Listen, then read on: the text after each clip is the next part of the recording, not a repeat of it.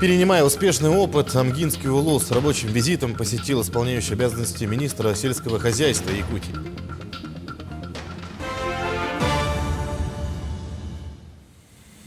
Амгинский УЛУ с рабочим визитом посетил исполняющий обязанности министра сельского хозяйства Якутии Петр Попов. Увидел кормовые зерновые хозяйства района.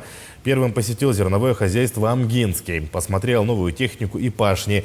Затем отправился на производственные цеха кооператива «Амма», где производят сливочное масло, сыр и другую молочную продукцию.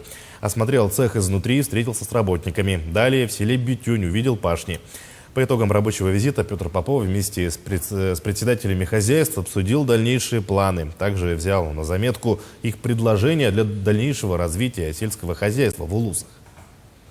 ООО «Амгинский» в этом году участвовал в программе приобретения техники по лизингу. Мы возместили 95% расходов лизинговых платежей, 100% перевозку, и хозяйства заключили соглашение лизинговые на 5 лет.